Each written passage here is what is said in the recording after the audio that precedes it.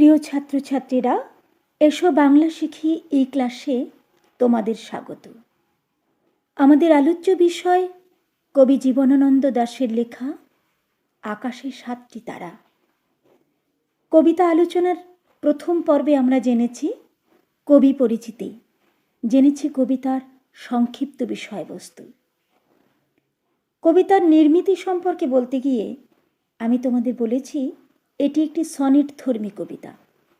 তো আজকের আলোচনায় আমরা জেনে নেব সনেট কি, সেই প্রসঙ্গে ছোট্ট করে একটু আলোচনায় প্রবেশ করার আগেই একটুখানি বিষয় যা সেদিন আমি তোমাদের বলিনি, আজ একটু ছুঁয়ে যাব। প্রত্যেক কবিরই কাব্য রচনার পেছনে একজন অনুপ্রেরণা থাকেন। শিল্পীর শিল্প সৃষ্টির নেপথ্যে থাকে কোনো একজন মানুষ কিংবা মানুষের নিঃশব্দ হাঁটা চলা। রবি কবির সৃজনের পেছনেও ছিলেন কোনো এক মানবী। কখনো তিনি মানুষ সুন্দরী, কখনো অপরিচিতা, কখনো বা জীবন দেবতা রূপে যিনি কবির সৃজনের আগে আগে চলেছেন শঙ্খ বাজিয়ে, আর পেছনে পেছনে রবি কবি তার কলমখানি নিয়ে হেঁটে গেছেন দীর্ঘ জীবন পথ। এই মানুষ সুন্দরী আবার কখনো বা ধরা দিয়েছেন বঙ্গমাতা রূপে। আমরা দেখেছি কবি বিহারীলাল চক্রবর্তীকে কবিতা লেখায় প্রেরণা জুগিয়েছেন যিনি, তিনিও একজন নারী, তার সারদা। কবি জীবনানন্দ দাশের কাব্য রচনার পেছনে এমনি রয়েছেন রূপসী বাংলা, কখনো বা প্রকৃতির অনুষঙ্গে, কখনো বা প্রিয়তর নারী রূপে, যিনি বারবার ফিরে এসেছেন তাঁর সৃজনভূমিতে। তাকে প্রাণিত করেছেন লিখতে, সজাগ করে রেখেছেন তার কলমকে, সচেতন করে রেখেছেন কবির বোধকে। যার চুলের বিন্যাস, চোখে যার পাখির নীড়ের মতো আশ্রয়, মুখমণ্ডলের ভাস্কর্যে মোহিত এই কবি, যার স্পর্শের ঘ্রাণ বুকে নিয়েই কবি মৃত্যুর পর হতে চেয়েছেন অর্ধনারীশ্বর। তাই আলোচ্য কবিতায় আকাশে 7টি তারা কবিতায় যে নারীর চুলের বিন্যাসে কবি চুম্বনের স্পর্শ অনুভব করেছে হিজলিস, কাঁঠালে, জামে, সে আসলেই কবির দেখা কোনো এক পল্লী রমণীর অপরূপ রূপ। যে নারীর কিশোরী বেলায় কবি পেয়েছেন তাকে তার চাল ধোয়া হাতের সুঘ্রাণ। যে নারীর যুবতী বেলায় শান্ত অনুগত সন্ধ্যার মতো প্রগাঢ় এলো চুল ছড়িয়ে যিনি বিমোহিত করেছেন কবিকে, আর বার্ধক্যে তার শীত হাতখান কবিকে আর্ত করেছে।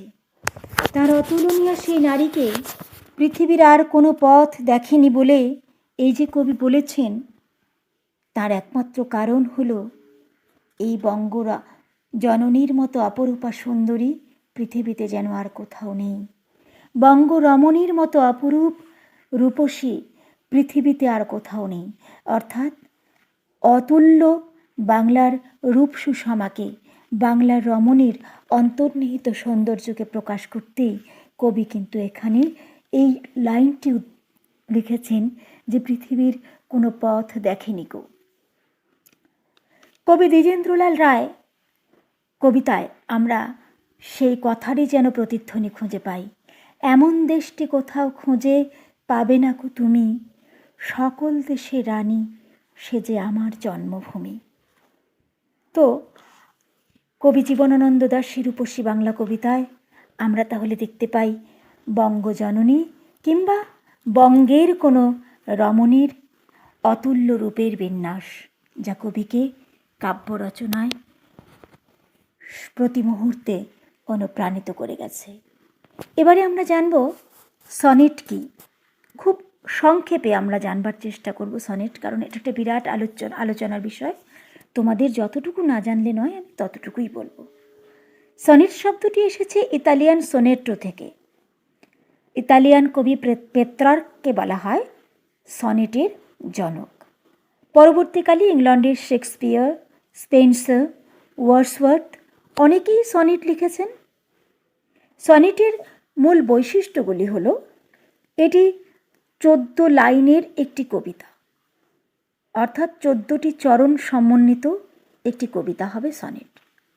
সনেটের প্রত্যেকটি চরণে 14টি করে মাত্রা থাকবে।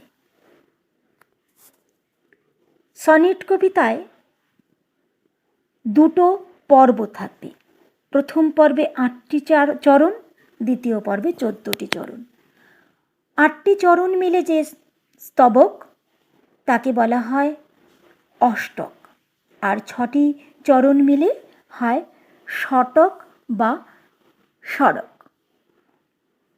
এবার এই প্রথম পর্বে কবির ভাব কল্পনা, একটা অখণ্ড ভাব কল্পনা সমুন্নত হয়, অর্থাৎ একটা এক্সট্রিম পর্যায়ে চলে যায়। আর পরবর্তী 6 লাইনের যে স্তবক, তাতে এসে সেই ভাব কল্পনা যেন স্থির সমাহিত হয়। এইভাবেই সনেট লেখা হয়ে থাকে। এটি একটি ক্লাসিক ধর্মী ছন্দরীতিও বটে।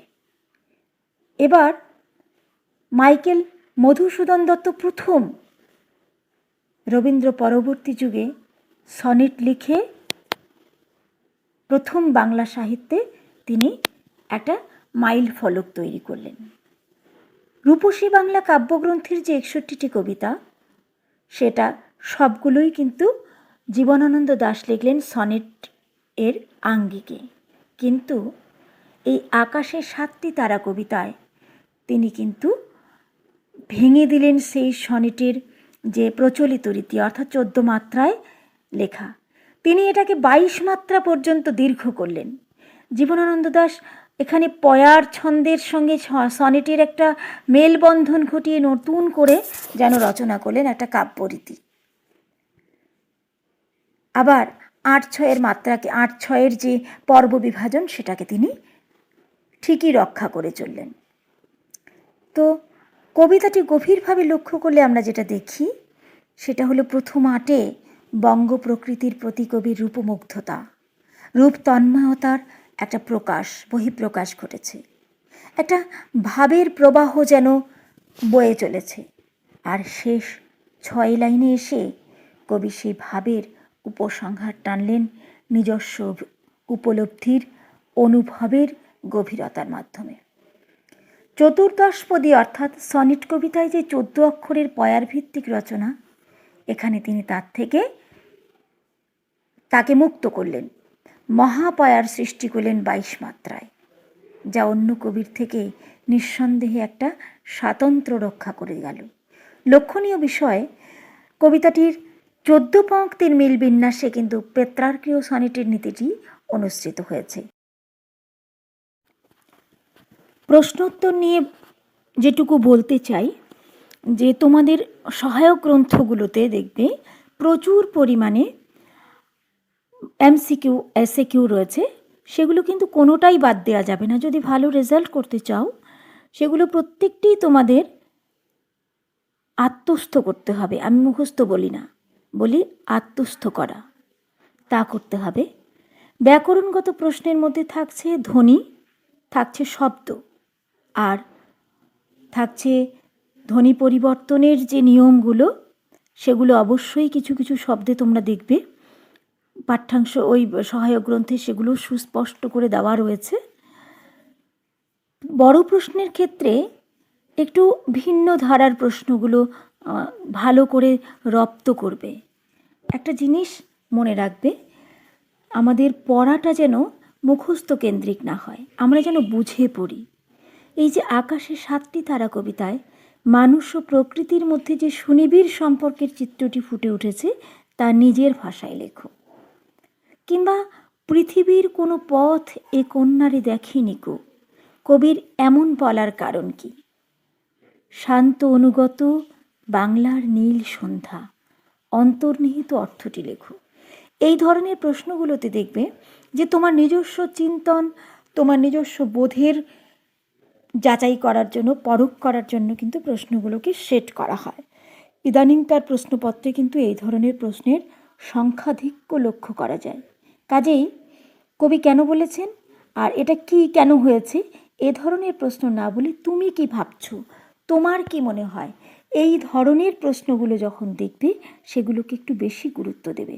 আর অবশ্যই কবিতাটিকে বারংবার পড়বে, এর অন্তর্নিহিত অর্থগুলো অনুধাবন করবার চেষ্টা করবে। তা না হলে কিন্তু বইয়ের সঙ্গে চোখের মিলটুকু হবে, মনের মিলটুকু হবে না কবিতার অন্তর্নিহিত ভাববস্তুর সঙ্গে। আমাদের পড়াশোনার লক্ষ্য কিন্তু যে পাঠ্য বিষয়টি আমরা পড়ব তার সঙ্গে জীবনের যোগ, জীবনের সংযোগ না হলে সে পড়া কিন্তু বৃথা। তাই খুব ভালো করে পড়বে এবং অন্তর দিয়ে উপলব্ধি করবে কবিতার প্রতিটি লাইনকে। চোখের সামনে সেই কল্পনা করবে চিত্রগুলোকে, যে বাংলার নীল সন্ধ্যা নামছে শান্ত অনুগত পায়ে। আমি তো চোখের সামনে স্পষ্ট দেখতে পাচ্ছি একটি মেয়ে, নীল শাড়ি পরিহিতা, একজন গ্রাম্য মেয়ে, সে শান্ত পায়ে বাংলার পথে হেঁটে চলেছে, তখন সন্ধে হব হব করছে। এই রকমই চিত্রকল্পগুলোকে কল্পনা করবে আর মিশিয়ে নেবে নিজের মনের মাধুরীর সঙ্গে। তো প্রিয় ছাত্রছাত্রীরা, তোমরা ভালো থেকো, কবিতাটি অধ্যয়ন করো। All the best.